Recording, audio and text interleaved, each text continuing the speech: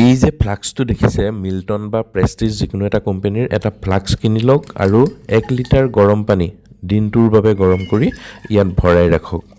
এই 1 লিটাৰ গৰম পানীয়ে আপোনাৰ জীৱনটো কেনেকৈ সলাব পাৰে চাওক। আপুনি যদি 3 মাহ এনেদৰে অভ্যাস কৰে আপোনাৰ শৰীৰ সম্পূৰ্ণ সুস্থ হৈ পৰিব। গৰম পানীয়ে সাধাৰণতে কি উপকাৰ কৰে? পাচন শক্তিশালী কৰে, পেট সুস্থ ৰাখে, শৰীৰৰ ৰোগ প্ৰতিৰোধ ক্ষমতা বৃদ্ধি কৰে, বাত আৰু কফ সন্তুলিত কৰি ৰাখে। শীতকালত শৰীৰৰ পাচন শক্তি কিছু কমে। গৰম পানী খোৱাৰ ফলত জঠৰ অগ্নি পুনৰ জাগৃত হয়। ফলত খোৱাৰ আহাৰ ভালদৰে হজম হয়। শৰীৰত জমা হোৱা বাহ্য পদাৰ্থ শৌচ আৰু প্ৰস্ৰাৱ যোগে বাহিৰ কৰি উলিওৱাত এই গৰম পানীয়ে সহায় কৰে। ইমিউনিটি ছিষ্টেম অৰ্থাৎ ৰোগ প্ৰতিৰোধ ক্ষমতা বৃদ্ধি কৰে। শীতৰ দিনত জ্বৰ, পানী লগা, কাহ আদিৰ পৰা বচাই ৰাখে। পানী উচিত সময়ত খালে বেমাৰত নপৰিব কেতিয়াও। পুৱাই খালী পেটত আধা লিটাৰ পানী খালে শৰীৰ এক্টিভ কৰি তোলে। গা ধোৱাৰ পিছত এগিলাচ যদি পানী খায় তেনেহ'লে হাই ব্লাড প্ৰেছাৰ কমে।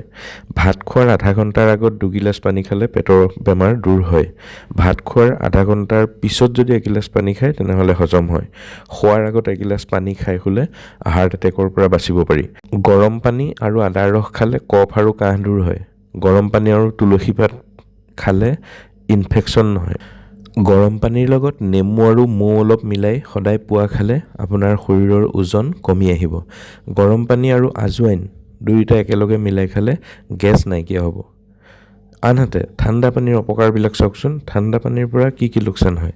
আমাৰ পাচন শক্তি ঠাণ্ডা পানী একেবাৰে দুৰ্বল কৰি পেলায়। ফ্ৰিজৰ পানীটো দূৰৰে কথা, নৰ্মেল যিটো ঠাণ্ডা পানী সেইটোৱে আমাৰ পাচন শক্তি দুৰ্বল কৰে। পেট ফুলে, গেছ হয়, বাত আৰু কফ দোষ বৃদ্ধি হয়।